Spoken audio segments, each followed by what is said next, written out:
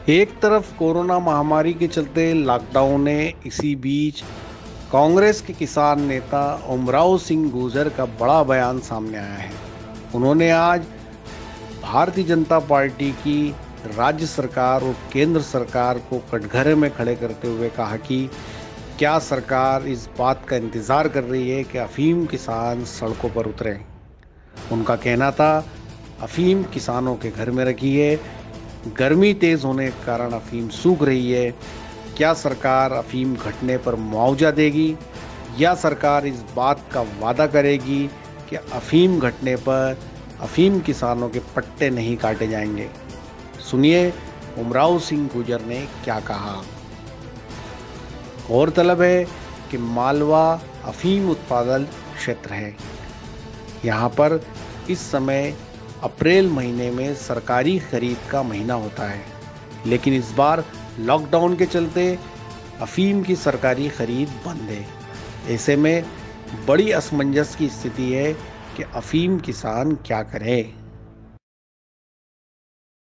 फरवरी के अंतिम सप्ताह तक सारे किसानों ने अफीम की लूनी चीरनी समाप्त कर दी थी।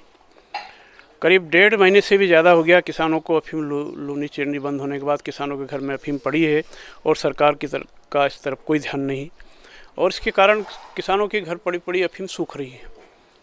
ऐसे में किसान आशंकित है कि कहीं हमारे पट्टे न कट जाएं। अफीम सूख रही है, क्या हम पूछना चाहते हैं, सरकार 1.5 महीने से अफीम नहीं तुला पा रही, क्या इसका मुआवजा देगी? क्या किसी के पट्टे जो कटने जैसे हैं और सूखने के कारण क्या उनके पट्टे नहीं कटेंगे?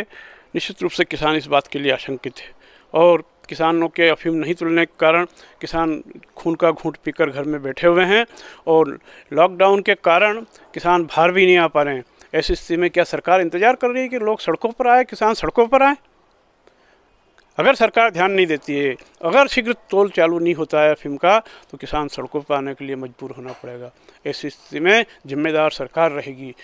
किसानों को अफीम तोलने के तैयार है। मान लो लॉकडाउन का या सामाजिक सुरक्षा का पालन करना है तो पंचायत स्तर पर भी सरकार जाके अफीम तोल सकती है। एक दिन में 3-3, 4-4 पंचायतों के अफीम तोल के और यहाँ पे भेज दें। क्या दूर है, नीमच आ जाएगा माल। लेकिन सरकार इस तरफ से कुछ करना ही नहीं चाह रही है, अभी कोई प्रयास ही नहीं किया सरकार ने, और आगे पता नहीं कब चालू होगा। ऐसी स्थिति में किसान बहुत आशंकित है और बहुत आक्रोशित भी है।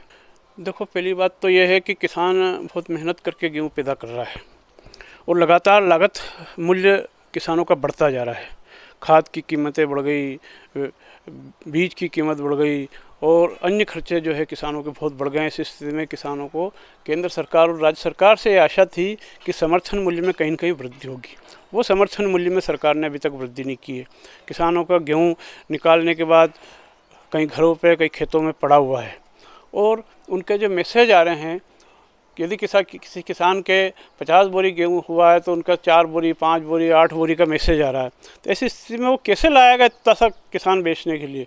किसान चाहता है कि जितना उनने रजिस्ट्रेशन करवाया है वो पूरा का पूरा किसान अपना गेहूँ बेच सके, और नज़दीकी सेवा केंद्र पर उनकी व्यवस्था करनी चाहिए किसानों की। तो किसान गेहूँ बेचने के लिए तैयार है, और किसान बहुत परेशान है क्योंकि शासन की योजनाओं का भी लाभ नहीं मिल रहा है।